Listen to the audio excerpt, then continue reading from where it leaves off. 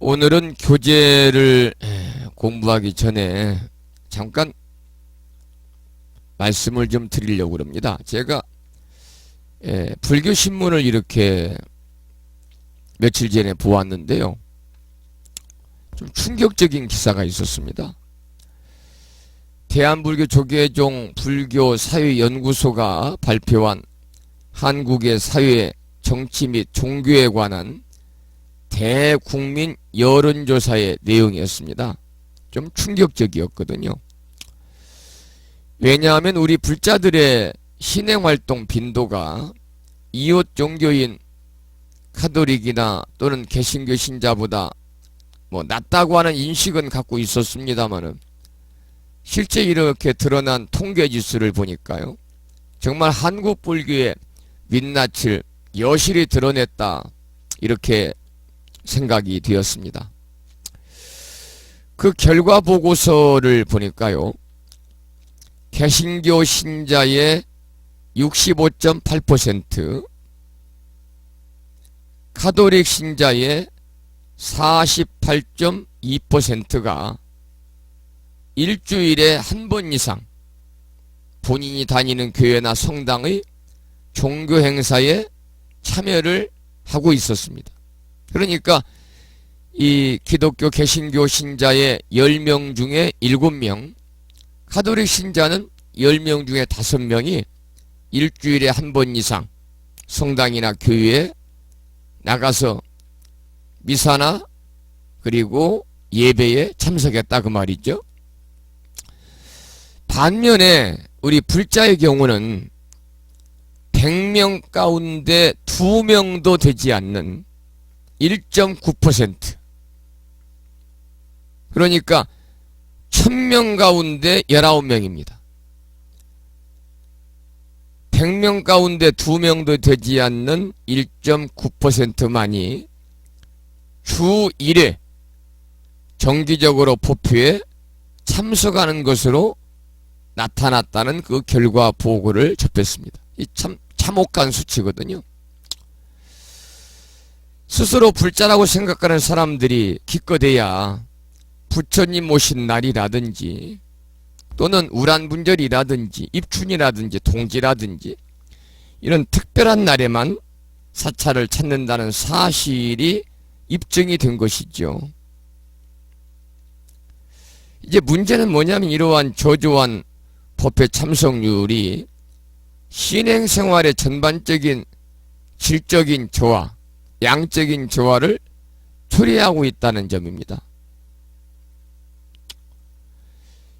또 신앙 만족도를 조사했는데요, 개신교가 65.1% 만족도입니다. 신앙 만족도. 카톨릭 신자들이 50.0%, 불교 신자들이 33.3%였고요. 그리고 평소에 기도하는 비율이, 평소 기도하는 비율이 개신교 신자들은 40.4%, 카톨릭 신자는 28.0%, 불교 신자는 12.3%였습니다. 그리고 매일 성경이나 경전을 읽는 비율은 개신교 신자가 37.8%, 카톨릭 신자가 29.3%, 불교 신자가 7.9%. 그러니까 조사한 모든 항목에서 불교가 꼴찌를 차지한 겁니다. 이 신행생활의 기본이라 할 수 있는 법회 참석을 등한시하는 분위기가 만연되면서 문제는 뭐냐면 불자들이 점점 부처님 법과 멀어지고 있다는 것이 문제죠. 그래서 여러분, 법회라고 하는 것은 부처님의 가르침을 배우는 거룩한 자리거든요. 법회는 법주이신 부처님의 가르침을 배우는 거룩한 자리입니다. 그래서 사분율에는 법회의 기원에 대한 이야기가 담겨 있습니다. 사분율에요. 마가다국의 빈비사라 왕은 어느 날 부처님께 청을 합니다. 성에 있는 외도들이 매월 8일, 14일 보름날에 모여서 왕래하면서 음식을 대접하고 친구가 됩니다. 바라옵건대 세존이시여 비구들에게도 분부하시어 달마다 3차례 모이게 하시고 여러 사람이 왕래하면서 음식을 대접하게 하시옵소서. 이렇게 빈비사라 왕이 부처님께 청합니다. 그래서 부처님이 승낙하셨습니다. 그래서 부처님의 승낙으로 사람들이 모였는데 스님들은 아무 말도 없었습니다. 그러자 신도들이 설법을 청했고 부처님이 허락하시니 스님들의 설법이 시작이 됐습니다. 이처럼 법회는 특정한 날에 대중들이 모여서 공양을 나누고 시인행 공동체를 형성하는 한편 스님에게 법을 정해서 깨달음으로 나아가는 바탕이 되어야 합니다. 그것이 바로 법회입니다. 특정한 날에 대중들이 모여서 공양을 나누고 시인행 공동체를 형성하고 한편은 스님에게는 법을 정해서 깨달음으로 나아가는 바탕이 되는 것이 법회거든요. 그래서 대중들이 모인다는 점에서 법회는 일종의 신도교육의 장이다. 신도교육의 장이고 각종 불교의식을 일상화하는 핵심 역할을 수행하게 되는 것이 법회입니다. 그래서 또 이렇게 설법이 진행된다는 것은 부처님의 가르침을 보다 많은 이들에게 홍보하는 수단임과 동시에 우리 불자들에게는 숭고한 진리를 듣고 실천에 옮길 수 있는 계기가 된다는 점을 의미하거든요. 그래서 여기서 중요한 것은요, 우리 불자들이 깨달음을 얻는 방편으로서의 법회가 갖는 의미입니다.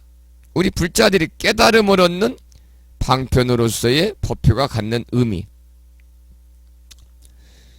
이 현자 오복 덕경이라고 하는 현자, 어진 사람이 5가지의 그 복덕을 얻는 현자 오복덕경이라고 하는 그 경전에 보면은요, 법회 참석의 공덕을 이와 같이 설명하고 있습니다. 5제로 설명하고 있는데요. 5가지로. 그러니까 법회 참석은 5가지 공덕이 있다 그 말이죠.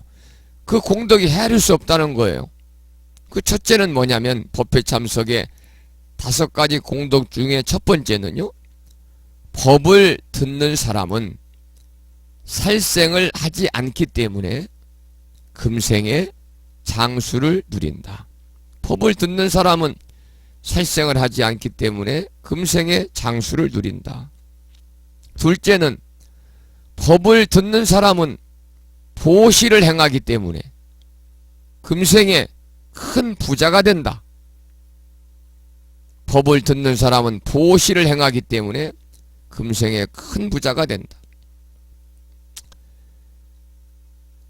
법회 참석의 3번째 공덕은 법을 듣는 사람은 뜻이 온화해지기 때문에 금생에 단정한 모습을 얻는다. 법을 듣는 사람은 뜻이 온화해지기 때문에 금생에 단정한 모습을 얻는다.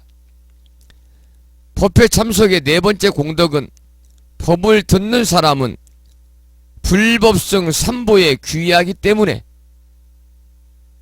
금생에 명예를 얻는다.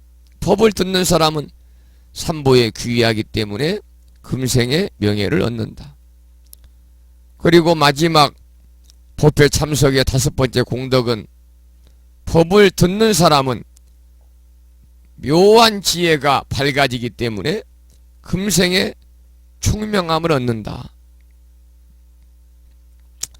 이렇게 현자 오복 덕경에서 법회 참석의 공덕을 5가지로 이야기하면서 그 복이 헤아릴 수 없다 그랬습니다. 우리가 현대사회가 점점 복잡해지잖아요. 그래서 물질적으로는 풍요로운데 정신적인 고통을 호소하는 사람들이 점점 늘어나고 있습니다. 그런데 법회에서 설해지는 진리는요, 고통을 치유할 수 있는 수단이 되는 겁니다. 법회에서 설해지는 진리는, 부처님 말씀은 정신적인 고통을 치유할 수 있는 수단이 되어질 뿐만 아니라 살아가면서 알게 모르게 다가오는 어려움을 헤쳐나갈 수 있는 원동력을 제공해 주는 겁니다. 또 더욱이 우리 불자들은 법회 참석만으로도 방금 5가지 말씀을 드렸습니다만 금생에서 이렇게 여러가지 공덕을 누릴 수 있다는 점을 우리가 상기할 필요가 있겠죠. 그래서 불설 견의경이라는 경전에서도 석가모니 부처님은 안한존자에게 이렇게 말했습니다. 밝은 법을 들으면 그 복은 헤아릴 수 없고 한정할 수 없다. 밝은 법을 들으면 그 복은 헤아릴 수 없고 한정할 수 없다. 이렇게 석가모니 부처님께서도 안한존자에게 불설 견의경을 통해서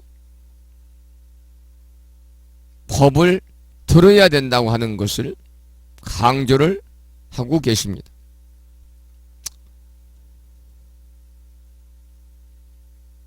우리가 이제 이 불교에서 이제 불자의 어떤 기본 요건, 그러면 물론 첫 번째는 이제 수계, 지계가 필요하겠죠. 자신이 불교 신자라고 생각하는 것도 중요하지만은 무엇보다도 오계를 받는 일은 불자가 갖춰야 될 첫째 요건이거든요. 그래서 수계는 불보승 삼보를 진실로 믿고 따르겠다는 다짐이고 서약이잖아요. 그래서 계를 받는 시점이야말로 불교에 들어서는 첫 관문이다. 또한 계를 받는 것만큼 중요한 일이 뭐냐면 계를 받아 지키는 겁니다. 계를 지키기 위해 노력하는 것이 수계의 참뜻이거든요. 우리가 이제 수계라는 것은 그동안 모든 지업을 씻어내는 참회와 또 부처님처럼 살겠다는 발언으로 요약되거든요. 그래서 계를 받아 지니고 지키는 일이야말로 불자의 첫째 요건인데, 그 다음에 중요한 것이 방금 제가 말씀드린 법회 참석입니다.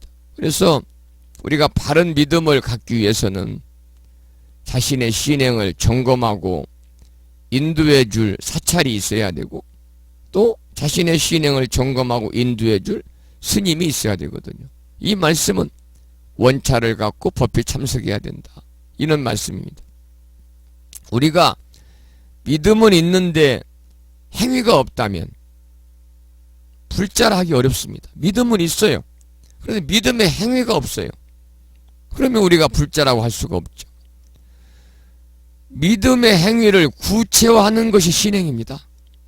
믿음의 행위를 구체화하는 것이 신행이고, 믿음의 행위를 실천하는 공간이 사찰이거든요. 또한 사찰은 삼보에 귀의하는 의지처이자 뿐만이 아니라 어떻습니까? 법을 구하는 귀의처입니다. 삼보에 귀의하는 의지처이면서 법을 구하는 귀의처예요. 그래서 원찰을 갖고 정기법회에 참석해서 스님의 법문을 들어야만 하는 이유가 여기에 있습니다. 우리가 이 제적사찰, 원찰이라고 하는 것은요, 우리 불자들에게 신행의 뿌리와 같은 존재입니다. 공부하는 학생들에게는 스승이 있어야 하듯이 우리 불자들에게도 신행지도를 받을 사찰과 스님이 있어야 됩니다. 그래서 정해진 원찰이 없이 이절저절 다니는 것은 저는 개인적으로 정말 바람직하지 않다, 이렇게 생각을 합니다. 여러분들은 제가 지금 드린 말씀을 이렇게 쭉 들으면서 어떤 생각을 여러분들 하셨는지 모르겠습니다. 여러분들 스스로 어떤 생각 하셨는지, 나는 법회에 잘 참석을 하고 있는지, 한 달에 나는 몇 번이나 법회에 참석하는지, 또 나는 평소 기도를 얼마나 하고 있는지, 매일 경전을 읽고 있는지, 또 나는 불자로서의 그러한 신앙 만족도가 얼마나 되는지, 여러분들 이 시간 수업 끝나면요, 한번 스스로 점수를 매겨보세요. 몇 점이나 됐는지요.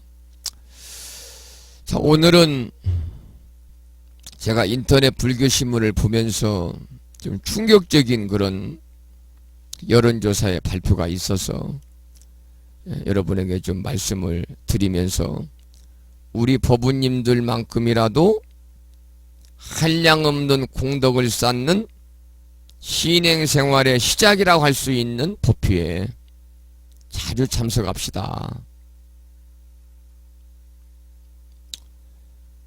이웃종교인 기독교는 이 법회 참석률이, 법회가 거기는 기독교니까 이제 예배 참석률이 굉장히 높잖아요. 또 천주교도 마찬가지인데 우리 불교가 아주 낮습니다. 그래서 이런 점을 보면은 개신교가 65.8%잖아요. 주 1회 종교행사에 참석하는 것. 그러니까 한 달에 주 1회입니다. 주 1회. 매주 한 번 이상 교회에 가서 예배에 참석하는 것이 65.8%. 천주교 신자들은 일주일에 한 번 이상 성당에 가서 미사에 참석하는 사람이 48.2%. 반면에 우리 불자들은 100명 가운데 2명도 되지 않는 1.9%만이 일주일에 한 번 법회에 참석하는 것으로 나타났다. 1000명이면 19명만이 일주일에 한 번 법회에 참석한다, 그런 말씀이죠. 여러분 어디에 속하는지 스스로 한번 자신의 신행생활을 점검해 보시기 바랍니다. 8시 32분이고요. 자, 그러면은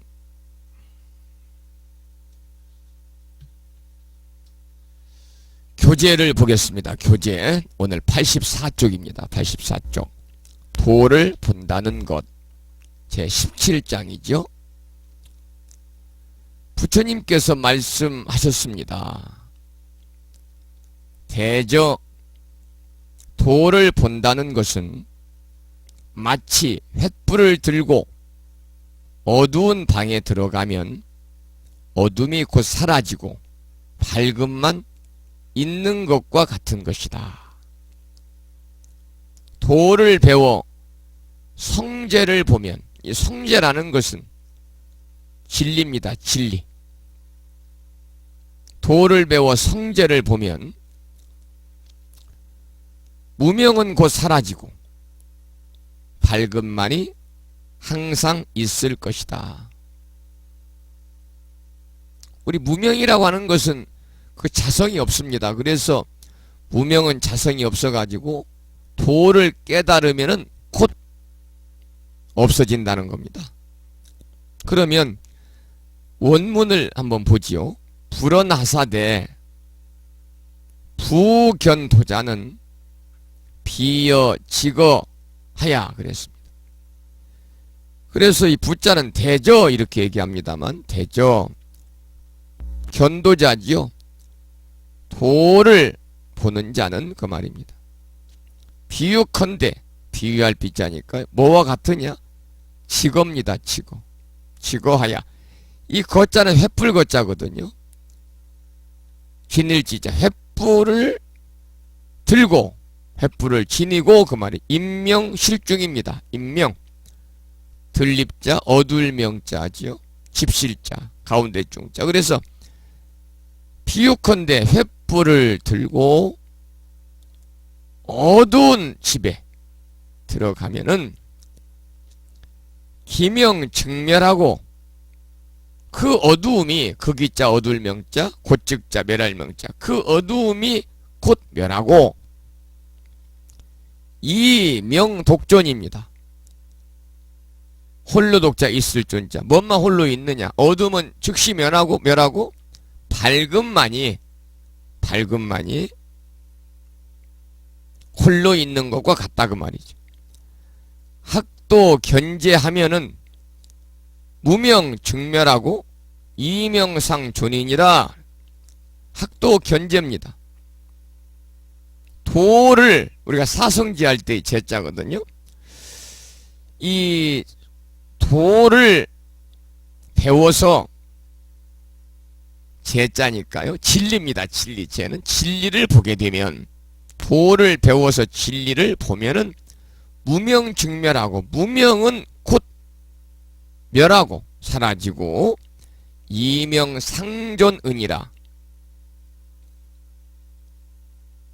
도를 배워서 진리를 보면은 무명은 곧 멸하고 사라지고 밝음만이 항상 있을 것이다 이 말입니다. 그렇게 이제 우리가 이 한자를 풀어서 해석을 할 수가 있겠습니다. 자, 이 지금 17장에서는요 뭘 말하고 있느냐, 도를 본다는 것이 어떤 것인지 그 경계를 비유를 통해서 말씀하고 계시는 겁니다. 그 세 번째 줄 한번 읽어볼까요? 실로 우리들 범부는 명암에서 태어나, 어두울 명자지요. 암자는 어두울 모양 암자입니다. 어두울 명의 어두울 모양 암자. 우리들 범부는 명암에서 태어나서 명암에서 자라며 명암의 일을 탐구하고 봉사하다가 마침내 명암으로 돌아가는 것과 다를 것이 없다. 그러므로 살아가는 동안에 그 명암을 밝힐 수 있는 광명이야말로 가장 필요한 것이다. 그 광명을 찾는 것을 여기서는 도를 보는 것이라고 하였다. 광명을 찾는 것을 도를 보는 것이다 그랬습니다. 즉 도를 본다는 것은 마치 횃불을 들고 캄캄한 방에 들어가면은 구석구석까지 다 밝아져서 어둠이 사라지는 것과 같다고 그 경계를 비유로서 말씀하신다. 또 도를 배우고 수행해서 성제를 볼 수 있다면, 성제라는 것은 성스러운 진리지요. 도를 배우고 수행을 통해서 성스러운 진리를 볼 수만 있다면 무식업일에 번뇌망상의 근원이 되는 무명의 미혹이 멸해지고 뒤에는 순수한 상주부단의 대지혜와 대자비의 광명만이 빛나게 되는 것이라고 말씀하셨다. 상주부단이란 말이 나옵니다. 상주부단. 항상 상자. 이 주자는 살주자입니다. 살주자. 항상 상자에 살주자에다가 안일 부자에다가 끊을 단자입니다. 그래서 이 상주라고 하는 것은 한 곳에 살고 있는 거죠. 변화 없이 항상 존재하는 겁니다. 부단이라는 것은 꾸준히 있대요. 끊음이 없는 걸 말하거든요. 끊음이 없다. 그래서 이 상주부단이란 말은 본연심이 사라지지 아니하고 영원히 있음을 이루는 말입니다. 본연심이 사라지지 않고 영원히 있다.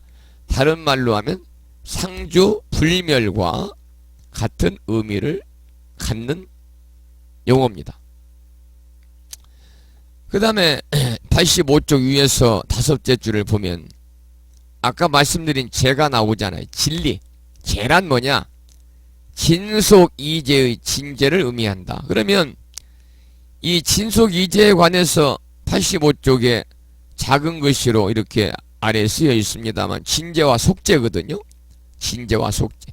진속 두 가지 재니까 진재와 속재입니다. 재는 재리이니 변치 않는 진리를 말한다. 변치 않는 진리를 말하는 겁니다. 여기서 우리가 이 설명이 쭉 되어 있습니다만은 다른 내용은 우리들이 어렵기 때문에 볼 필요가 없고요. 또 크게 우리들 신행생에 도움이 안 되는 거고 한 가지만 꼭 집어서 말씀을 드리면 이 사제입니다. 사제. 고진멸도. 이 고진멸도 사제 중에서 고와 집은 현재에 나타난 아주 작은 세계의 사실이라 그래서 속죄라고 그러고, 진지, 참진자, 지혜지자, 진지에 의해서 처음으로 알게 되는 진리인별을 진제라고 한다 그랬습니다. 진제. 속죄와 진제. 그래서 속죄와 진제에 관해서 여기서 이렇게 설명을 해 놓았습니다. 진제와 속죄다. 그래서 죄라고 하는 것은 이제 진리인데, 진리는 변치 않는 거니까요. 변치 않는 진리를 말한다. 여기서는 이제 진속 이제, 진제와 속죄니까 이제론에 관해서 이야기를 하고 있는데, 그 근본은 뭐냐면 불교로부터의 진리의 표준이 되어 있는 사제, 고진멸도 중에서 고와 집은 현재에 나타난 세계의 사실이라의 속죄라고 그러고, 또 진지에 의해서 처음으로 알게 되는 진리인 멸죄지요. 도진멸, 고진멸 뜰 때. 그래서 고와 집은 진제요. 고와 집은 이 속죄요. 그리고 멸은 진제다. 이렇게 이해를 하시면 되겠네요.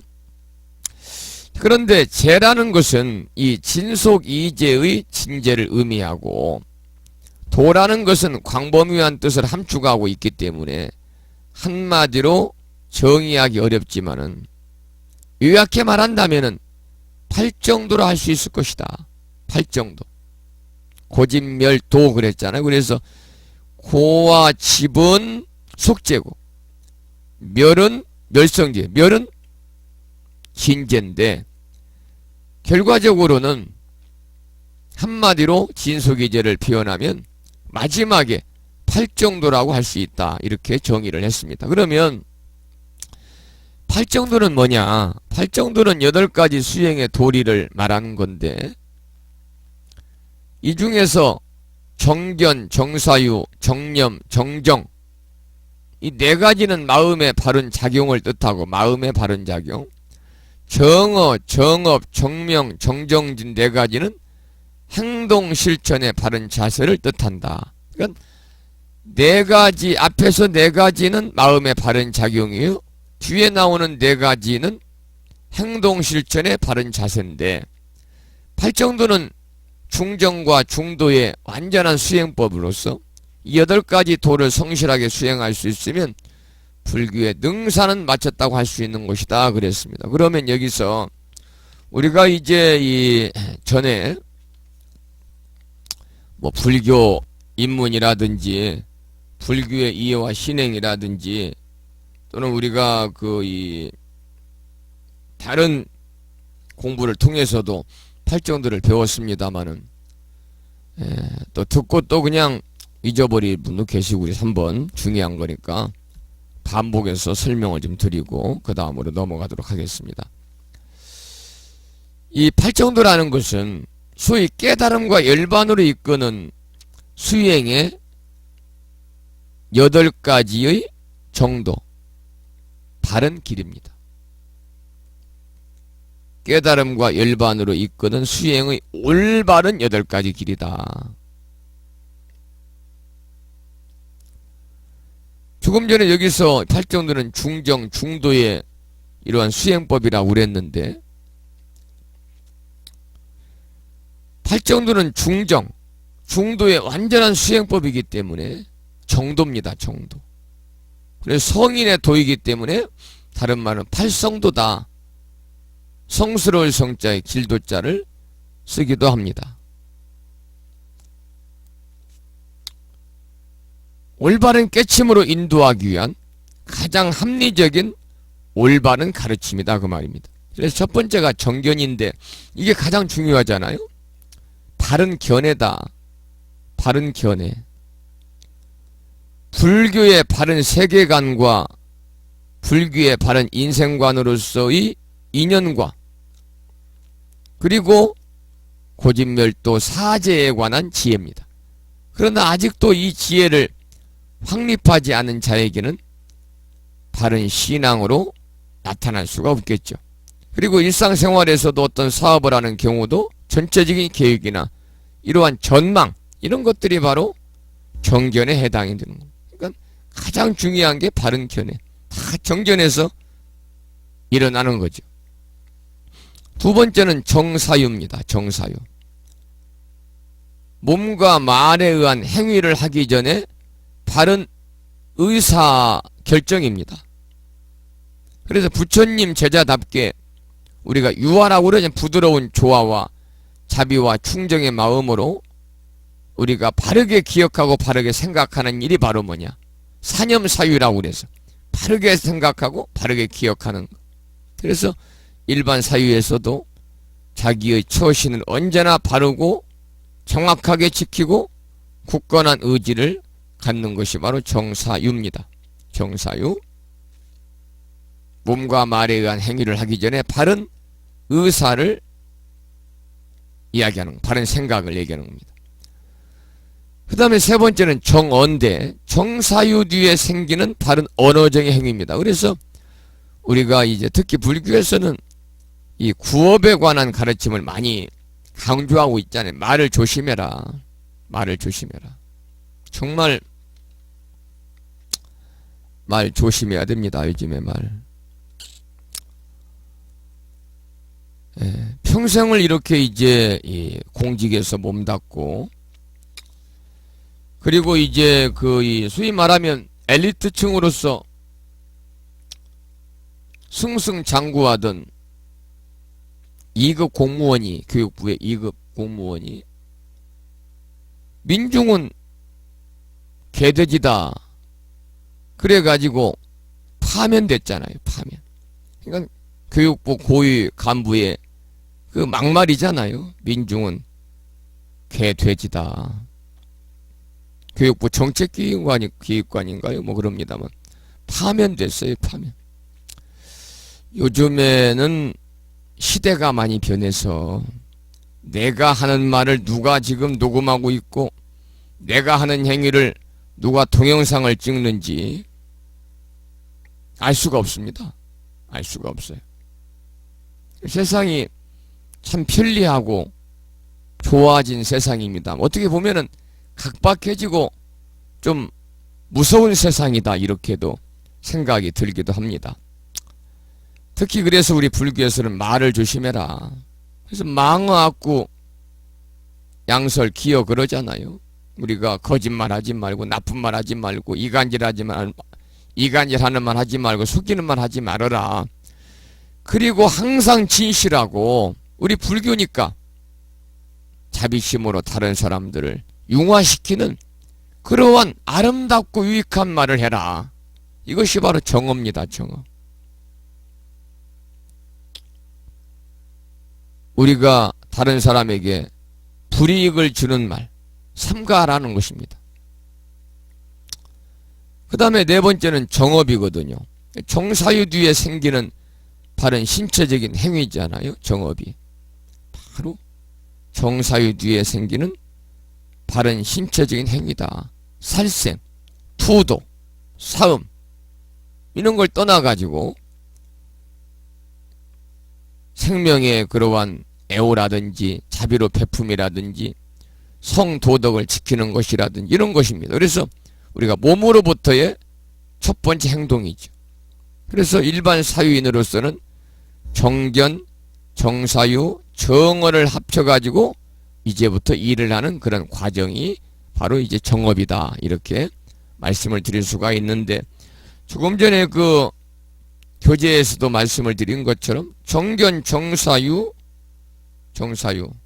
그리고 뒤에 나오는 또 두 가지 이것이 이제 마음의 바른 작용이다. 그리고 정어와 정업은 바로 행동의 실천의 바른 자세다. 이렇게 나와 있어요.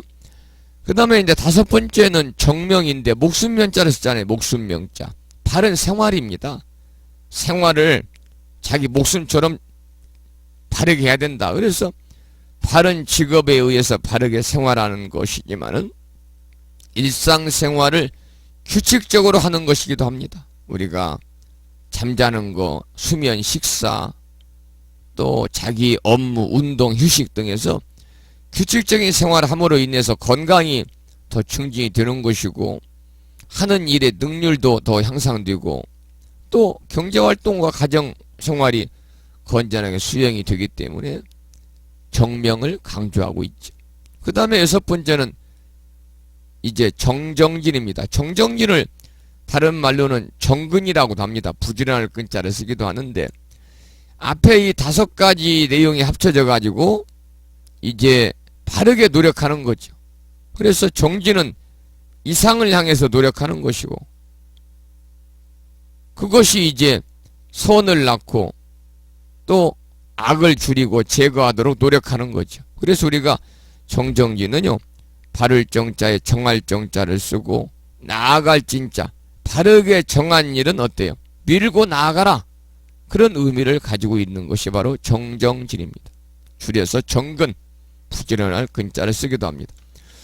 7번째는 정념입니다. 생각념자인데 바른 생각을 가지고 의식을 가지고 이상과 목적을 언제나 잊지 말아라. 더불어서 일상생활에서도 맑은 정신으로 세상을 살아가되 소위 말하면 모든 것은 항상 하지 않고 변화한다는 무상, 모든 것은 불완전해서 괴롭다는 고, 나라는 실체가 없는 무와 이런 것 등은 언제나 염두에 두고 있지 않는 그런 일입니다. 그러니까 정념은 항상 자기를 되돌아보면 나 자신을 점검하는 일이죠. 마지막에 정정, 바를 정자에 정할 정자인데 정신통일을 말합니다. 선정을 가리키는 말이죠. 선정. 그리고 깊은 선정은 일반인으로서는 얻을 수 없는 것이라고 하더라도 일상생활에서도 마음을 안정시키고 일상생활에서 정신을 집중시키는 것은 바른 지혜를 얻거나 지혜를 적절하게 활용하기 위해서 꼭 필요한 것입니다. 우리가 명경지수라고 그러잖아요. 명경지수와 같이 흐림이 없는 그런 마음. 그리고 무념무상 같은 마음의 상태가 바로 정정이 되는 것이죠. 여기서 이제 이 정견이라고 하는 거 첫 번째 말씀을 드렸고 그 뒤에 7가지를 소개를 드렸습니다만 정견이라는 것은 그 뒤에 나오는 나머지 7가지를 달성하기 위한 목적입니다. 그리고 팔정도는 8가지 항목이지만 이것은 하나의 성도를 이루는 각 분야고 8가지는 이렇게 하나로서 유기적으로 결합되어 있기 때문에 따로따로 별개의 것이 아니라 이렇게 하나로 통합해서 우리가 봐야 된다. 그래서 특히 이제 팔정도를 개정의 사막과도 우리가 관계를 지어서 정경과 정사유는 이제 해다. 정어, 정업, 정명은 개다. 정정지는 사막에 공통되고 정념, 정정은 정과 관계를 지을 수 있다. 이렇게 이제 개정의 사막과도 연관이 되겠습니다. 부처님께서 이 최초의 법문은 이 팔정도를 설한 것이고 고진멸도 사제라든지 12연기와 함께 불교의 기본적인 근본 교의가 되는 것이 바로 팔정도인데 이 팔정도는 중생을 미혹세계인 이 사바세계 가민토에서 소위 미혹세계의 반대인 깨달음의 세계인 그러한 열반의 세계, 피안의 세계로 건네주는 힘을 갖고 있어서 종종 팔정도를 불교에서는 배나 뗏목으로 비유하기도 합니다. 사유인으로서는 팔정도가 더 없는 성공의 행복을 의미하기도 하죠. 그래서 우리가 이제 이 수많은 경전 속에 이 좋은 법문이 있고 또 수행 방법이 많이 있잖아요. 우리들이 나이가 들어가면서 지난날의 자신의 행동과 지금의 나의 행동이 수시로 바뀔 수 있어도 살아서 움직이는 이상 바뀔 수 없는 것이 바로 팔정도 8가지의 바른 길이라는 겁니다. 그래서 재가물자든 출가물자든 이 불교 수행자들에게는 더할 나위도 더 말할 나위도 없겠지만은 어떠한 일을 함에 있어서도 정말 꼭 필요한 것이 바로 팔정도 수행이다. 그래서 우리 사람이 만드는 모든 일은요, 여러분 잘 아시다시피 세 가지 행위, 삼업 속에 들어 있습니다. 사람이 만드는 모든 일은 세 가지 행위, 삼업 속에 들어 있어요. 몸으로 짓는 업, 신업, 입으로 짓는 업, 구업, 뜻으로 짓는 업, 의업, 신구이, 이 세 가지가 좋은 일도 만들고 나쁜 일도 만들거든요. 그래서 우리가 성공했다, 실패했다, 무엇 때문에 우리가 말할 것입니까? 모두가 내 탓이다. 우리가 방편이라면 팔정도가 가장 우선이다. 그런 말씀을 드리면서 이게 나와 있는 팔정도에 관해서 함께 생각을 해보았어요. 자, 그럼 86쪽으로 넘어갑니다. 86쪽. 86쪽은 18장인데요. 닦음 없는 닦기입니다. 닦음이 없는 닦기. 자, 그러면 본문을 한번 읽어보겠습니다. 부처님께서 말씀하셨습니다. 나의 법은 생각하되 생각함이 없이 생각하며. 잘 들으셔야 됩니다. 그 말이 그 말 같으니까. 나의 법은 생각하되 생각함이 없이 생각하며 행하되 행함이 없이 행하며 말하되 말함이 없이 말하며 닦되 닦음이 없이 닦는 것이다. 이 이치를 아는 사람은 진리에 가깝지만은 모르는 사람은 더욱 멀어진다. 말로 형언할 수 없는 심오한 진리는 사물에 구애되지 아니어야 돼. 터럭만큼의 차이라도 잠깐 사이에 잃어버릴 것이다. 이 장에서는 생각과 행함과 말과 닦음이 모두 공하기 때문에 두 가지 치우침에 떨어지게 되면 진리에서 멀어진다는 불법의 심오한 이치에 대해서 부처님이 설하고 계시는 내용입니다. 그러면 한자로 쓰여 있는 원문을 한번 보면서 공부하겠습니다. 불언하사대 부처님께서 말씀하시되 오 법 염무 염념하며 이 나오자거든요. 그러니까 오법은 나의 법입니다. 나의 법. 생각념자. 나의 법은 생각하되 무염념입니다. 무념. 생각함이 없이 또 염자거든요. 생각함이 없이 생각하며 그 말이에요. 나의 법은 생각하되 생각함이 없이 생각하며 행무 행행하며 행하되 행무 행함이 없이 행하며 언무 언언하며 계속 반복이 되죠. 같은 형태가 말하되 말함이 없이 말하며 수무 수수이니 닦되 닦을 숫자니까 닦되 닦음이 없이 닦는 것이니 휴자 근이이언이와 이 휴자 근이 여기서 이제 휴자는 이 만나류자 사람 자체 여기서는 그 이치를 아는 사람이다 이렇게 의역을 했죠. 만나는 자는 이치를 아는 자는 그 말. 이치를 아는 자는 가깝다. 뭐에 진리에 가깝지만은 그 말은 가까울 근자니까요. 이치를 아는 사람은 진리에 가깝지만은 미자 원어인저 미자거든요. 모르는 사람입니다. 미혹한 자입니다. 미혹한 자. 이 미혹한 자라고 하는 것은 이치를 모르는 사람이죠. 이치를 아는 사람은 회자라고 그랬고 현자가 아니고 회자라고 그랬고 이치를 모르는 사람은 미자라고 그래서 미혹한 사람이라고 그랬어. 미혹한 사람은 원호입니다. 더욱더 멀언자지요. 멀어진다. 멀어질 것인즉 언어 도단하야 그랬어요. 말로써 표현할 수 없는 언어 도단이라는 것은요, 어이가 없어가지고 말문이 막히는 것이 언어 도단이잖아요. 말로서는 표현할 수 없고 말문이 막혔으니까요. 말로 형언할 수 없는 그러한 심오한 진리는 비물소군이 이 사물에 이 구자는 꺼리낄 구자입니다. 꺼리낄 구자. 사물에 꺼리끼지 아니하고 그 말이죠. 이 말은 사물에 구애되지 아니하니 차지 호리하면 그랬습니다.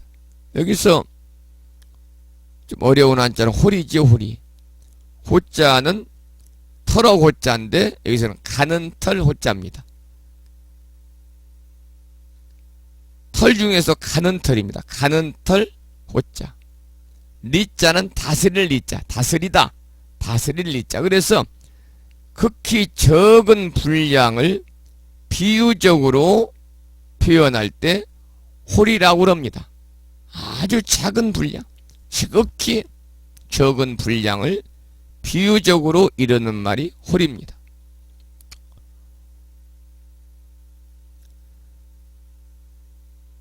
차지 홀이하면 실지 수요하니라. 이 숫자는 모름지기 숫자거든요. 모름지기 숫자.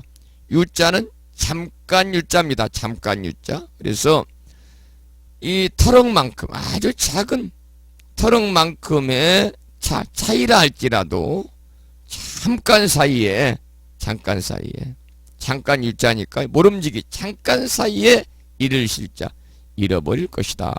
이렇게 해석해 두겠습니다. 이 장에서는 생각과 행함과 말과 닦음이 모두 공하기 때문에 두 가지 치우침에 떨어지면은 진리에서 멀어진다는 불법의 심오한 이치를 설하고 있는 대목입니다.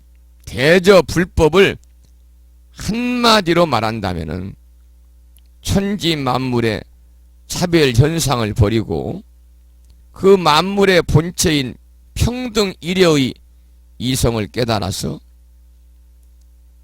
이 평등 일여의 이성을 깨달아서 그 위에서 다시 종전의 차별 현상으로 돌아가 그 사사물물에 대해서, 사사물물이라는 것은 사사니까 일사자, 모든 일과 모든 물건 있죠. 모든 일과 모든 물건에 대해서 평등 일여의 진리를 실현시키는 것이라 할 수 있다.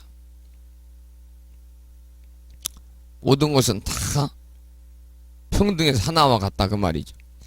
이것을 인간의 삶에 비유하여 말한다면은 인간은 70에서 80년이라는 얼마 안 되는 시간을 사는 동안에 갈등과 번뇌망상을 일으키는 일들이 많을 뿐만 아니라 각기 살아가는 방법이나 생각하는 것이 달라서 조금도 평등한 모습을 찾을 수가 없다.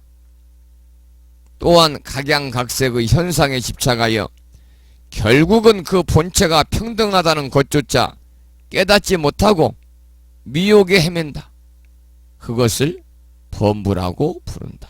그러니까 이 미혹 속에서 올바른 부처님의 그러한 가르침 법안에서 이치를 제대로 깨닫지 못하고 그러한 그 미혹에 빠져서 헤매는 중생을 범부라고 부른다 그 말이죠. 그러나 우리가 해안을 열어서 천지만물의 참된 모습을 깨달아 볼 수만 있다면 인간사는 말할 것도 없고 산천초목이나 금수라는 것은 날짐승과 길짐승을 가리켜서 금수라고 그럽니다. 어충 등, 어충, 물고기 있죠? 벌레들.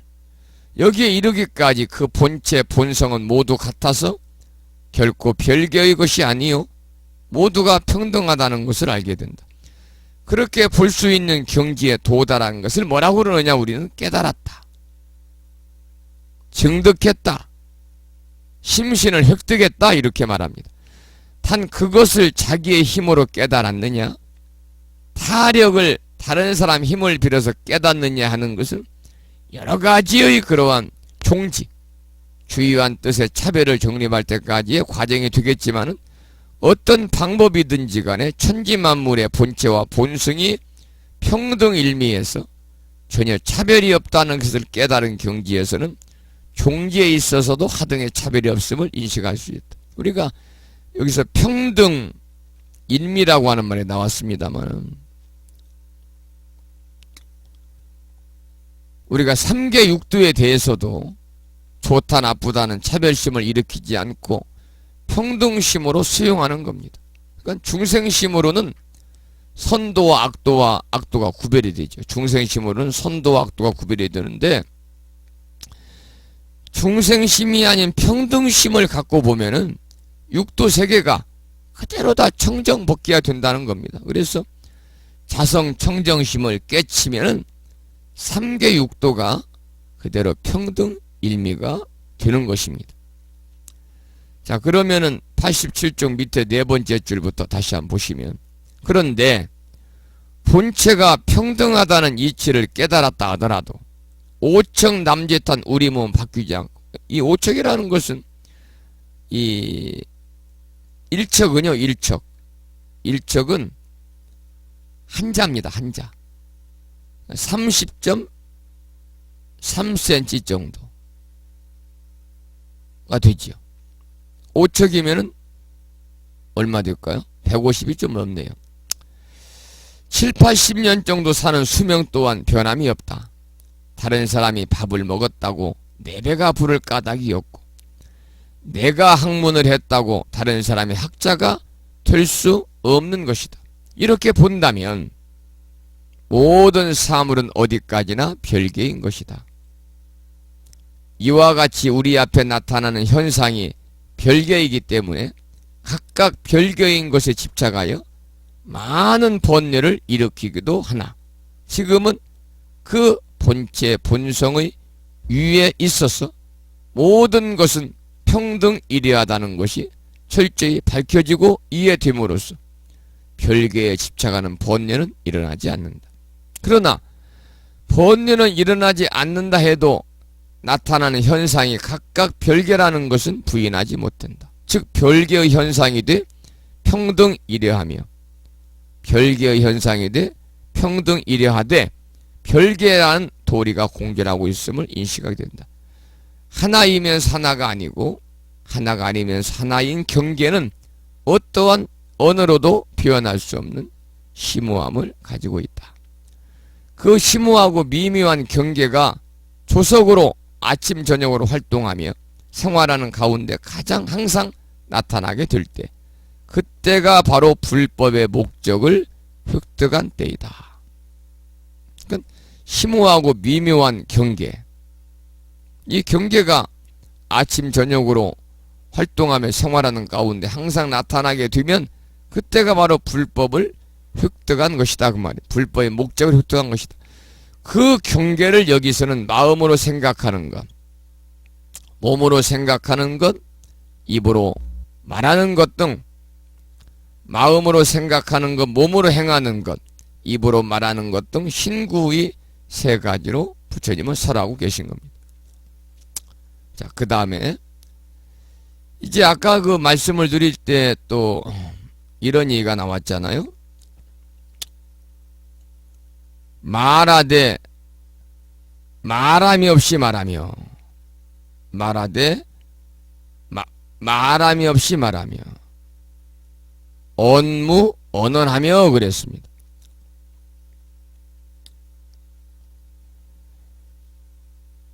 이 처음에는 생각하되 생각이 없이 생각하며, 행하되 행함이 없이 행하며, 말하되 말함이 없이 말하며, 닦되 닦음이 없이 닦는 것이다. 먼저 처음에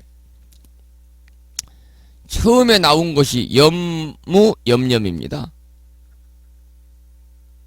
오법은, 나의 법은 생각하되, 그 다음에 염무, 생각이 없는, 생각함이 없이 또 생각하며. 그래서 첫 번째가 무념으로, 무념의 생각을 염으로 삼는다 그랬거든요. 무념의 생각을, 생각함이 없는 것을 생각으로 삼는다. 우리들은 이미 마음이 있기 때문에 여러 가지 생각을 하게 됩니다. 그러나 그 생각의 본성은 무엇인가? 본래부터 실체가 있는 것이 아니기 때문에 여기서는 무념이라고 그랬습니다.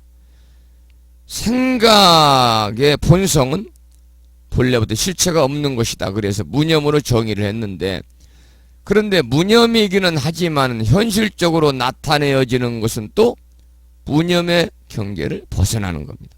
예를 들어서 온유월, 염천에, 염천이라는 것은 몹시 더운 날씨입니다. 불꽃 염자를 쓰니까요. 불꽃 염자를 쓰, 하늘 전자에 불꽃 염자를 씁니다. 그래서 불꽃 염자를 쓰니까 몹시 더운 날씨입니다. 온유월 염천에 뜨거운 햇빛이 내리쬐면 덥다고 생각하고 맨발로 덥다고 생각하죠. 온유월 염천에 뜨거운 햇빛이 내리쬐면 덥다고 생각하고, 맨발로 눈 위를 걷는다면 시리다든가 또는 쓰리다라는 생각을 하게 된다. 그렇다면은 그 쓰리다든가 덥다든가 하는 생각의 실체와 실성은 과연 있는 것인가 없는 것인가? 결국 자성 자체의 무엇뿐이라 인정할 수밖에 없는 결론에 도달하게 된다. 이것이 곧 무념의 염이다 그랬습니다. 예를 들어서 설명하니까 조금 이해가 되겠죠? 또 몸으로 하는 행동이나 입으로 하는 말도 무념의 이치와 똑같습니다. 조금 전에 읽어드리고 함께 생각을 해봤습니다마는, 나의 법은 생각하되 생각함이 없이 생각하고, 행하되 행함이 없이 행하며, 말하되 말함이 없이 말하며, 닦되 닦음이 없이 닦는 것이다. 그러니까 이러한 이치를 아는 사람은 진리에 가깝지만은 이러한 이치를 모르는 사람은 진리에서 더욱더 멀어진다. 말로 형언할 수 없는 심오한 진리라고 하는 것은 사물에 구애되지 아니해야 돼. 터럭만큼의 차이라도 잠깐 사이 잃어버릴 것이다. 이것이 이제 본문이란 말이죠. 그러니까 몸으로 하는 행동이나 입으로 하는 말도 무념의 이치와 조금도 다르지 않다는, 생각의 무념의 생각을 염으로 삼는 것과 전혀 다르지 않다. 무행의 행을 행하며 무언의 말씀을 말하게 된다.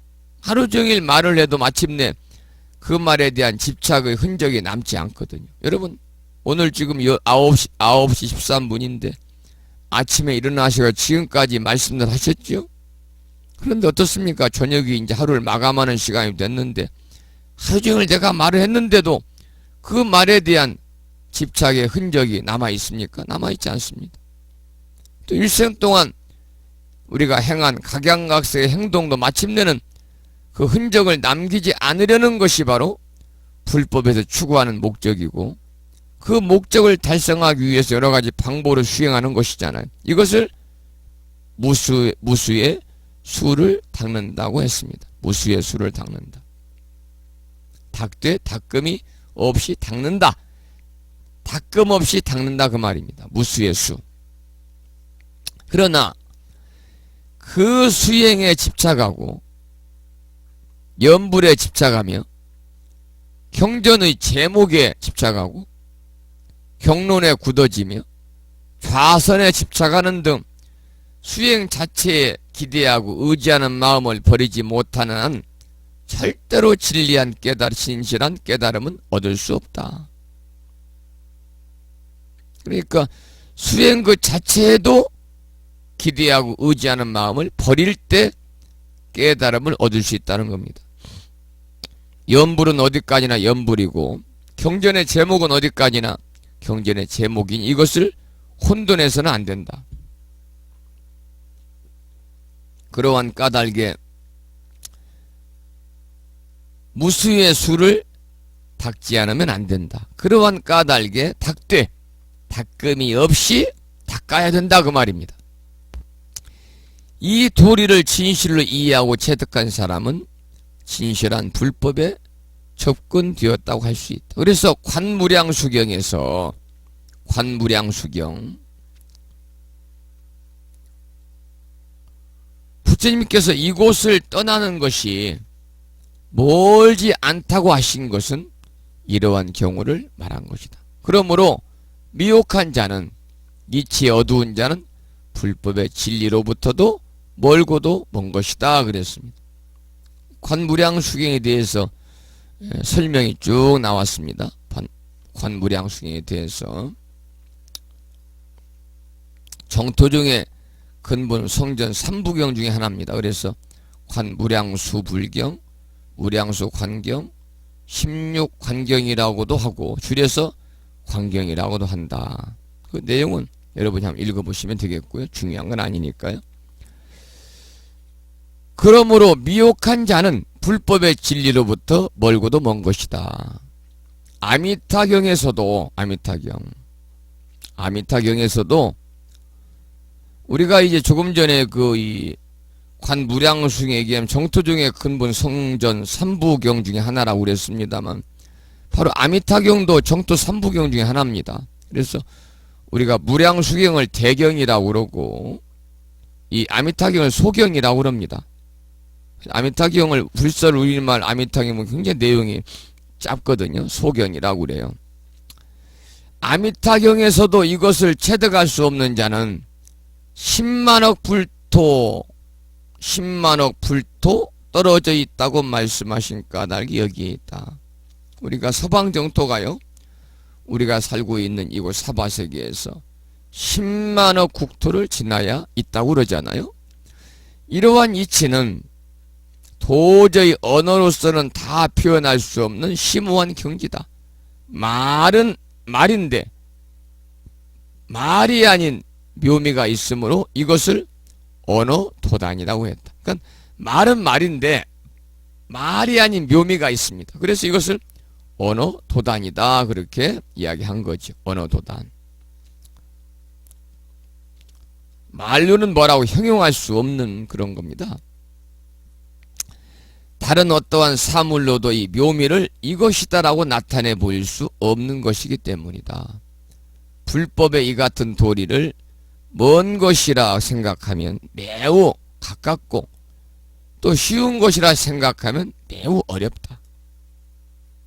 여기에 조금이라도 착오가 있다면 두 번 다시 되돌릴 수 없고 이것에 터럭만큼의 착오라도 생겨난다면 순식간에 실추된다는 것을 경계시키고 있는 것. 그래서 마지막에 나오는 말이 마지막에 이 이치를 아는 사람은 진리에 가깝지만은 이치를 모르는 사람은 진리에 더욱더 멀어지고 또 말로 형언할 수 없는 심오한 진리는요 사물에 구애되지 아니해야 돼 터럭만큼의 차이라도 잠깐 사이에 잃어버릴 것이다. 이 말은 뭐냐면 터럭만큼의 착오라도 생긴다면 순식간에 모든 일들이 다 실추된다고 하는 것을 경각심으로 주고 있는 그런 말씀인데 조금 내용이 쉬운 것 같으면서도 또 깊은 의미를 가지고 있어요. 닦음 없는 닦기. 닦되 닦음이 없이 해라. 바로 그러한 내용입니다.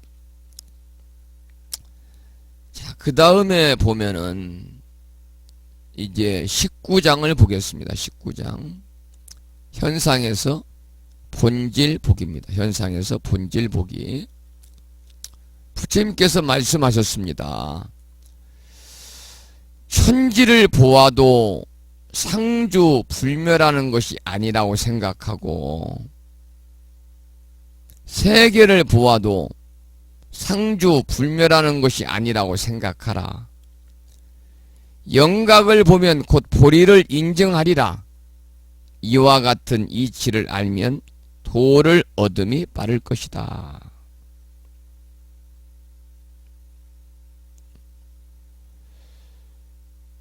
그 한자를 보겠습니다. 불어나사대 부처님께서 말씀하시되 관천지호된, 관이라는 것은 본다는 건데요. 천지를 본다는 건데 관천지니까 천지를 보건대 그 말인데, 관이라는 것은 사물을 잘 주위에서 보는 겁니다. 그래서 천지를 관하여 이 말이죠. 천지를 관하여, 천지를 보아도, 천지를 잘 주위에서 살펴보아도 그 말입니다. 염비상하며, 비상이죠. 항상 하지 않는다고 생각하고, 말은 천지를 보아도 이 상이라는 것은 뭐냐면 상주불멸을 이야기하는 겁니다. 상주불멸하는 것이 아니라고 생각하고, 여기 상자는 상주불멸을 뜻합니다. 상주불멸. 불어나사대 부처님이 말씀하시되 관천지호된, 천지를 관하되 천지를 보아도 염비상하며, 상자는 항상 상자인데 상주불멸을 이야기합니다. 상주불멸하는 것이 아니라고, 아니비자니까 생각하고, 관세계호된, 세계를 보아도 염비상하고 상주불멸하는 것이 아니라고 생각하라. 관영각하면, 영각을 보면은 신령스러운 깨달음을 보게 되면은 즉 보리하라. 곧 보리를 인증하라. 여시 지식하면은, 핫들렸자 이시자 이와 같이 지식입니다. 여기서는 알지자 아식자입니다만은 이와 같은 이치를 알면은 그 말이, 이와 같은 이치를 알게 되면은 득도 질의리라. 도를 얻음이 빠를 것이다. 도를 얻음이 빠를 것이다. 도를 얻는 것이 빠를 것이다. 여기서 이제 이 비상이라고 하는 것은요, 상주함이 없이 인연에 따라서 변천하는 일을 말합니다. 상주함이 없이 인연에 따라서 변천하는 것을 비상이라고 그래요. 이 19장에서는요, 제목은 현상에서의 본질 보기인데, 마음으로 자세히 관해서 도를 얻는 길을 얘기하고 있습니다. 마음으로 자세히 관해서 도를 얻는 길을 말합니다. 오늘 공부하고 있는 것은 도에 관한 얘기, 도를 닦는 거에 관한 얘기, 또 도를 얻는 거에 관한 얘기, 이러한 얘기를 우리가 공부하고 있습니다. 그러니까 조금 쉽진 않겠지요, 내용이. 이 19장에서는 삼라만상이 상주불멸하는 것은 없고, 상주불멸이라는 것은 없어지지 아니하고, 불멸이니까요, 없어지지 아니하고, 상주, 영원히 있는 겁니다. 없어지지 아니하 영원히 있는 것인데, 이 제19장에서는 삼라만상이 없어지지 아니하고 영원히 있는 것은 없으며, 이러한 이치를 깨달으면 빨리 도를 얻을 수 있다라고 설하고 계시는 거예요. 그래서 이 세상에서 삼라만상이 상주불멸 하는 것이 없다, 없어지지 아니하고 영원히 있는 것은 없다, 재무상이라는 겁니다. 모든 것은. 그것이 시간적이거나 공간적인 그런 차이는 있지요. 우리가 재무상도요, 시간적인 면과 공간적인 면에서 나누어 가지고 우리가 살펴볼 필요가 있습니다. 우리가 이제 이 시간적으로 본다면은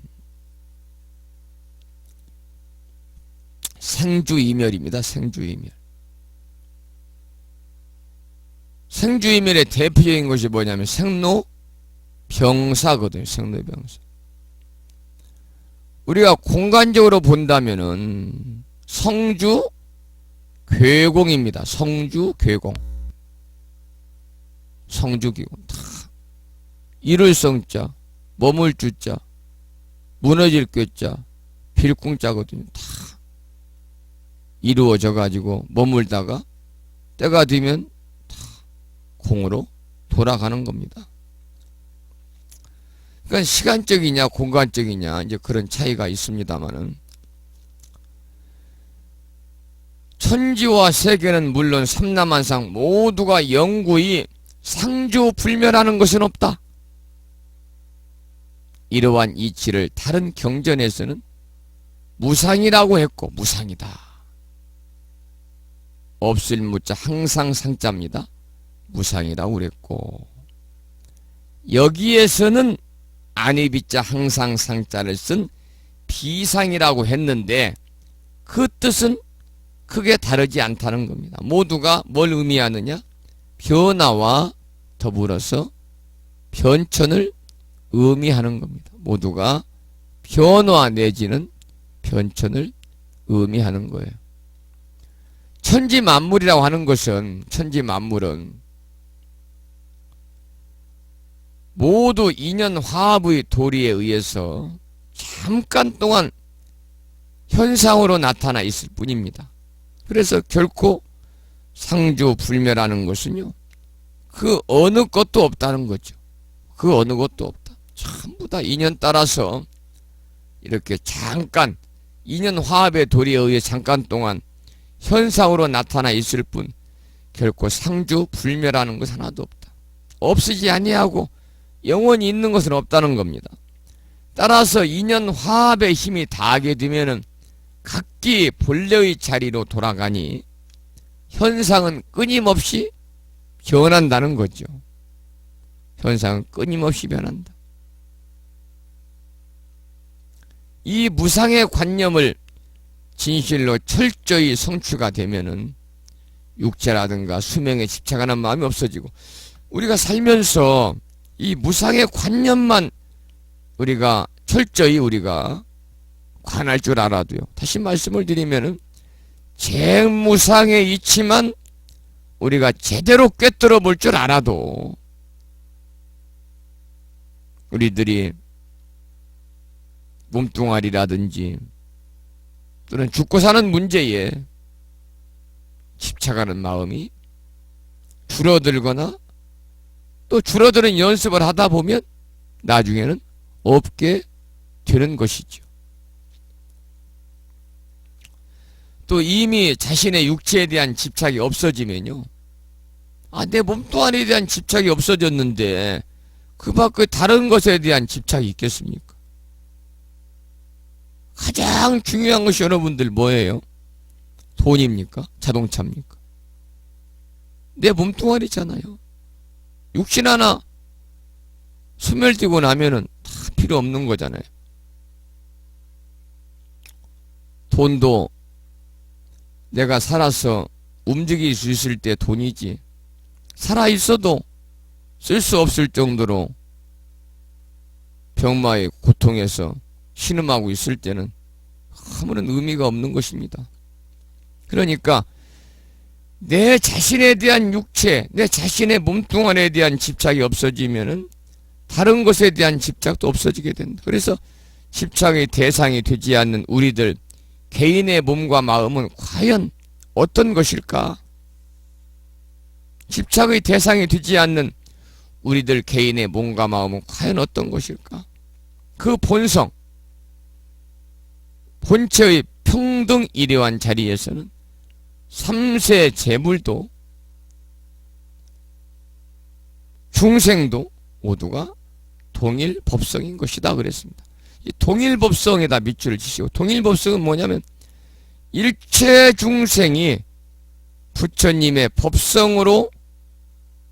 법성으로서 하나로 이루어진 것이다. 일체 중생이 다 부처님의 법성으로서 하나로 이루어진 것을 동일 법성이라고 합니다. 그 동일 법성이 잠깐 동안의 인연에 의해서 각가지로 상을 달리하고 있을 뿐이다. 각가지로 통일법성이 갖가지로 상을 달리하고 있을 뿐이다. 삼라만상이 모두 상주불멸하는 것이 아니라고 생각하는 경계에 대해서는 다시 영묘불가사의한 각성, 즉 영각이라고 그랬잖아요. 평등일의의 성체를 인정할 수 있게, 그것을 영각이라고 한다. 만약에 이치를 깨달아서 신령스러운 깨달음 자체를 볼 수만 있다면 영각이 곧 보리요 깨달음이니,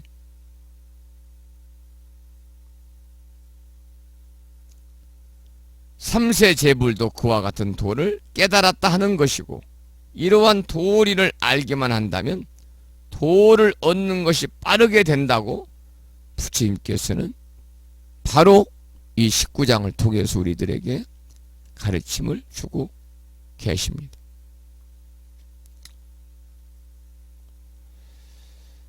예. 19장까지 함께 생각을 해 보았습니다. 자, 이제 20장 공부할 텐데요. 제가 아까 이제 그 말조심 얘기하면서 그 교육부의 어떤 공무원이 민중을 돼지에다 비유했다, 그런 말씀을 드렸는데, 여러분 그 발언을 듣고 여러분 어떤 생각하셨나요? 오늘 공부하는 본질과는 조금 다릅니다만 한번 질문을 드리겠습니다. 개, 돼지, 또 우리나라가 신분제를 더욱더 공고해야 한다, 이런 주장을 했는데, 저는 그 발언에 분노했습니다. 분노라는 것은 내가 뭐 화냈다 이런 말은 아니고요, 좀 울분이 끓었다. 아마 그런 발언에도 분노하지 않았다면 정상적인 국민이 아닐 것이다, 그런 생각이 들어요. 왜냐하면 그 자체가 불쾌하잖아요. 불쾌하잖아요. 제가 이제 이 말씀을 드리는 것은, 우리가 분노라고 하는 것 성냄이라고 합니다만, 우리 불교에서는 진해라는 말이 더욱더 익숙하죠. 이 자기 뜻에 대해서 어그러짐에 대해 성내는 일, 이것이 진해거든요. 그러니까 자기 내면에서 일어나는 노여움을 사실은 수행의 장애가 되는 것 같아요. 그래서 저도 이 그 민중은 개와 돼지, 개돼지다 이런 소리를 듣고서 좀 이렇게 분노하다가, 이것도 수행자로서 바람직하지 않지, 내면의 노여움을 좀 극복해야 되지, 이런 생각을 했습니다만, 여러분은 어떤 마음을 가시는지 모르겠습니다. 우리가 살다 보면 이렇게 이제 분노할 일들이 많은데요, 그때마다 우리는 이제 노여움을 극복하기 위해서, 내면의 노여움이 있죠. 내면의, 혼자만의 내면의 노여움 극복하기 위해서 참고 여러분 견뎌야 되겠습니다. 그것을 우리 불교에서는 인욕이라고 그러잖아요. 인욕. 자기의 마음에 거슬리는 일에 대해서도 노여워하지 않고 참고 견디는 것, 그것이 바로 뭐냐면 우리가 좀 더 부처님법 안에서 우리의 가치관을 좀 증장시키는 것이고, 더 나아가서는 부처님 닮아가는 그러한 길에서 더욱더 가까워지는 일이다, 이런 생각을 좀 했는데, 여러분 어떻게 생각하셨는지 잠시 좀 오늘 강의와는 조금 동떨어진 얘기입니다만 몇 말씀 드려봤습니다. 자, 93쪽을 보겠습니다. 93쪽. 이제 20장입니다. 20장. 지금 지난 시간 오늘 공부한 내용이 조금 난해한 그런 부분입니다. 그리고 20장부터는 이제 쉽습니다. 그리고 우리가 일상적인 우리의 삶 속에서도 많이 여러분들이 느끼는 그런 일들, 이제 부처님의 말씀이 이어질 거예요. 자, 몸의 실상입니다. 부처님께서 말씀하셨습니다. 몸을 이루는 4대가 각각 이름은 있으나 모두 내 것이라고 할 것은 아무것도 없다고 생각해야 한다. 내 것이라고 할 것이 없으니 그것은 환상과 같은 것이다. 우리가 몸을 이루는 4대, 여러분 잘 알고 계시고 많이 여러분들도 들으셨고 법문을 통해서 경전을 통해서 지수화풍 4대라는 말은 뭐 우리가 많이 들었습니다. 4대라는 것은 흙과 물과 불과 바람 4가지의 그러한 원소를 일컫는 말이 바로 4대입니다. 그래서 이 4가지 지수화풍 흙과 물과 불과 바람은 만물에 두루 퍼져 있잖아요. 그래서 넉사자 근대자 4대라고 그러고 만물을 낳는 원소이기 때문에 대종이라고 그러는데 이 4대는 부처님 당시 거의 모든 종교와 사상에 커다란 영향을 주었다고 그럽니다.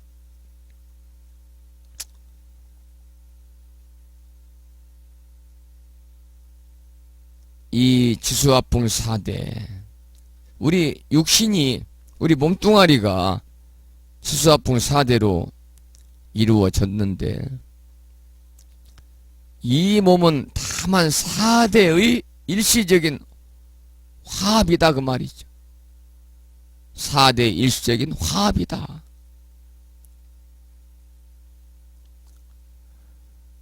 그러니까 일시적인 그런 화합에 따라서 인연 따라 모였으니까 언젠가는 인연 따라 흩어지는 것이다.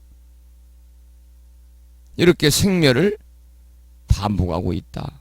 생멸이라고 하는 것은 참다운 실상이 아니다.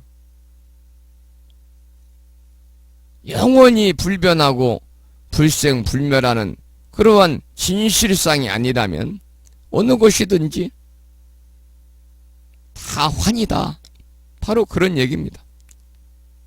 핵심은 바로 그런 겁니다. 자, 그러면 거기 나오는 짤막한 한문 원문을 한번 보겠습니다. 불언 부처님께서 말씀하셨습니다. 불언하사대 당염 신중 4대 각자 유명하여 신중 마땅히 몸을 이루고 있는 4대가 각자 유명입니다. 각각 스스로의 이름은 있으나 도무아자야 모두 다 여기서 도자는 도읍도자인데요. 도읍도자 모두 그런 의미를 가지고 있어요. 도자는 도읍도자인데 모두란 의미를 가지고 있습니다. 모두 내 것이라고 할 것은 아자죠. 없다고 생각해야 한다. 아 기도 무인된 기여 환인이라. 이게 기자는 이미 기자거든요. 이미 기자. 도읍도자인데 모두란 말이고요. 그래서 내 것이라고 모두 이미 내 것이라고 할 것이 없으니 그것은 환상과 같은 것이다. 환과 헛개비와 같은 것이다. 그러니까 이 20장에서는 4대가 공하니 몸을 이루는 물질조차도 공하다는 소위 무아의 이치를 밝히고 계시는 부분입니다. 무아의 이치를 밝히는 것이다. 여러분 무아라고 하는 것은요. 무아. 이 없을 무자에 나자를 씁니다만 아는 영원히 변하지 않고 독립적으로 존재하고 자체자로서 지배적인 능력을 지닌 주체로 생각되는 본체적인 실체를 의미하는 것이 바로 무아입니다. 그래서 이 무아는 불교의 근본 교리고 삼법인의 하나입니다. 그래서 무아인에 해당이 되죠. 무아인. 특히 재범 무아인입니다. 그래서 우리가 이 나라는 관념, 나의 것이라는 관념을 배제하는 사고방식, 또 내가 아니다와 내가 있지 않다는 두 가지 뜻이 있는데 무아에는 여기서는 내가 있지 않다, 내가 아니다. 부처님께서는 다만 나의 것이란 관념의 포기를 가르치셨거든요. 나의 것이라는 관념의 포기를 가르쳤어요. 그래서 자바함부 경전에서는 온의 하나하나가 다 고이기 때문에 다 무아이다. 그러니까 아가 아닌 것을 아로 간주해서는 안 된다는 겁니다. 그러니까 우리가 신체를 아가 아닌데, 나의 것이 아닌데 나의 것이라고 간주해서는 안 된다. 그래서 불교에서의 무아라는 것은요, 모든 사물이 서로 의지하고 지탱하고 있다고 하는 존재의 참된 모습을 뜻하는 거죠. 무아, 나란 없다 그 말. 나란 없다. 나란 없다. 우리가 무아의 이유는 나를 찾아보면 찾을 수가 없거든요. 실제 있는 것 같지만 우리가 분석해서 정확하게 나가 뭐냐라고 우리가 정의할 만한 것이 없다는 거죠. 그래서 몸과 마음을 우리가 나로 여기지만은 몸에도 마음에도 나, 영혼, 실체, 자성이라는 것을 찾을 수가 없다. 그래서 나란 없기 때문에 바로 무아다, 이렇게 불교에서는 이야기를 하고 있습니다. 자, 그러면 이제 한번 보겠습니다. 여기 무아의 이치를 밝히고 있는 거예요. 4대가 공하니 몸을 이루는 물질조차도 공하다는 무아의 이치를 밝히고 계시는 부분입니다. 몸을 이루는 4대가 각각 이름은 있으나 모두 내 것이라고 할 것은 아무것도 없다고 생각해야 한다. 내 것이라고 할 것이 없으니 그것은 환상과 같은 것이다 그랬거든요. 우리의 몸은 4대로 구성이 되어 있다. 아까 제가 4대는 지수화풍이라고 그랬습니다만 여기서는 견습난동이라고 그랬습니다. 견습난동. 같은 의미입니다. 지수화풍과 같은 의미입니다. 견습난동이다. 인체를 구성하고 있는 4가지 요소인데요. 견이란 뭐냐? 견고하다 그러잖아요. 굳을견자입니다. 굳을견자. 굳을견자. 단단하다는 겁니다. 땅입니다. 땅. 그 다음에 습은 뭐냐? 젖을 습자입니다. 젖는다. 습기할 때 쓰죠. 야, 요즘에도 날씨도 뜨겁지만은 습도가 높아서요. 더 무더운 것 같고요. 이럴 때는 사람들이 자칫하면 그냥 스트레스도 받고 그런다고 그러잖아요. 습자는 젖을 습자입니다. 그러니까 물입니다. 수입니다. 수. 난이라고 하는 것은 난방 그럴 때 지구온난화 그럴 때 난자입니다만 따뜻할 난자가 따뜻할 난자거든요. 따뜻할 난자. 그래서 화입니다. 지수 화풍할 때 화, 불입니다. 4번째 동은 움직일 동이거든요. 바람입니다. 풍입니다. 그래서 우리의 몸은 4대로 구성되어 있고 4대라는 것은 견습, 난동, 즉 인체를 구성하고 있는 4가지 요소를 말한다 그랬습니다. 우리 인체가 수십 종의 원소로 구성되어 있다는 것은 현대 생리학자들의 연구에서 얻어진 것이지만 인도에서는 부처님 이전부터 이 4대설이 확립되어 있었다. 이 4대설이 확립되어 있었다. 오늘 또 부심사에서 우람분절 49연가 천도기도 2제를 마치고 한 30분, 40분 정도 공부했어요. 불설 부모 운중경을 이제 이 우란문절 기간 동안에 책을 제가 준비를 해가지고 이 기간 동안에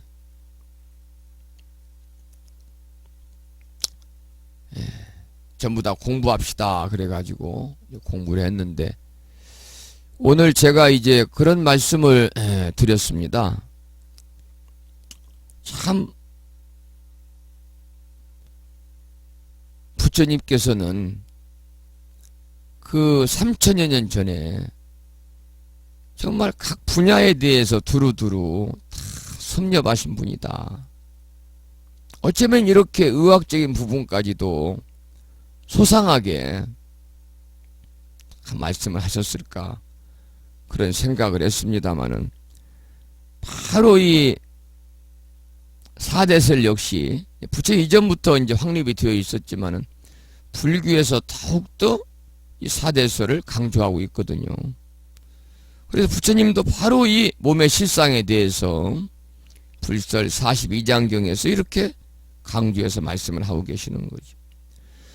중요한 것은 뭐냐면 이 사대설, 부처님 말씀한 사대설은요, 인간의 육신에 국한되는 것이 아니고 이 세상 모든 생물은 견습난동의 4가지 성품이 단단하고 젖어있고 따뜻하고 움직이는 이 4가지 성품이 인연화합의 원리에 따라서 구성되었다고 보는 생물 성립설이다 그랬습니다. 생물 성립설이다. 이를 좀 더 구체적으로 우리가 살펴보면은 첫째는 모든 물체는 단단하고 지금 이제 견습난동을 구체적으로 보는 겁니다. 우리의 몸을 인체를 구성하는 4가지 요소 4대 견습난동을 자세히 보는 거예요. 먼저 견입니다. 모든 물체는 단단하고 한자는 굳을견이거든요. 굳다, 단단하다 그 말이죠. 모든 물체는 단단하고 굳으면 단단하니까 강한 성질을 가지고 있다. 강한 성질을 가진 것 중에서 가장 대표적인 것이 아까 말씀을 드린 것처럼 땅이기 때문에 이것을 지수화풍 4대 중에서 첫째 지대라고 한다. 지대. 견이 지대입니다. 견습할 때 습은 뭐냐? 두 번째인데 모든 물체는 습한 성질을 가지고 있다. 습한 성질, 습성을 가진 것 중에 가장 대표적인 것이 물이기 때문에 지수화풍 4대 중에 두 번째 수대라고 그런다. 세 번째는 견습난동이라고 그랬잖아요. 따뜻할 난자입니다. 모든 물체는 따뜻한 성질이 있다. 따뜻한 성질을 가진 것 중에서 가장 대표적인 것이 불이기 때문에 지수화풍 4대 중에서 화대다. 불화자를 써서요. 견습난동 중에 4번째는 동인데 움직일 동자거든요. 모든 물질은 움직이는 성질을 가지고 있다. 그리고 움직이는 성질을 가진 것 중에서 가장 대표적인 것이 뭐냐면 바람입니다. 바람. 그래서 지수화풍 4대 중에서 바로 뭐라고 그러냐? 풍대다 그래요. 풍대다.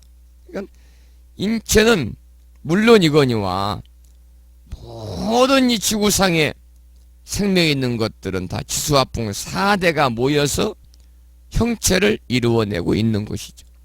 우리의 육신도 마찬가지입니다. 이 지수화풍 4대 화합을 벗어나지 않습니다.